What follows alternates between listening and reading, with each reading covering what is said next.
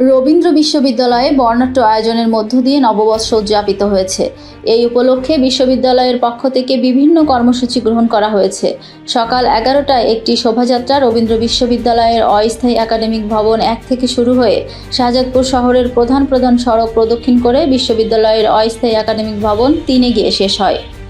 শোভাযাত্রা শেষে রবীন্দ্র বিশ্ববিদ্যালয়ের মাননীয় vice chancellor professor doctor SM. Hasan Talukdar বিশ্ববিদ্যালয়ের সকল শিক্ষক, শিক্ষার্থী, কর্মকর্তা, কর্মচারী সহ সংশ্লিষ্ট সকলকে নতুন বছরের শুভেচ্ছা জানান।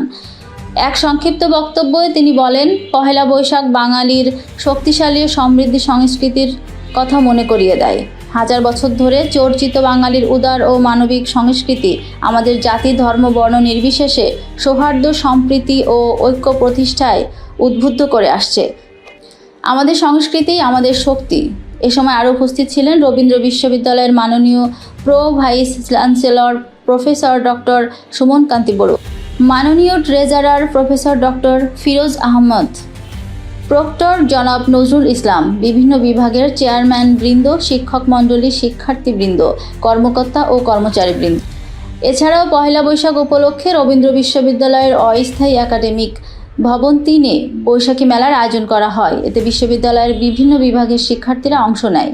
বিকাল 4টায় রবীন্দ্র বিশ্ববিদ্যালয়ের শিক্ষক, শিক্ষার্থী, কর্মকর্তা, কর্মচারী ও কুষ্টিয়া হতে আমন্ত্রিত বাউল শিল্পীদের পরিবেশনায় এক মনোজ্ঞ সাংস্কৃতিক অনুষ্ঠানের আয়োজন করা হয়। এছাড়াও রবীন্দ্র বিশ্ববিদ্যালয়ের শিক্ষার্থীদের পরিবেশনায় ফিলিস্তিনে গণহত্যার ওপরে নির্মিত নাটিকা লড়াইয়ের আয়োজন করা হয়।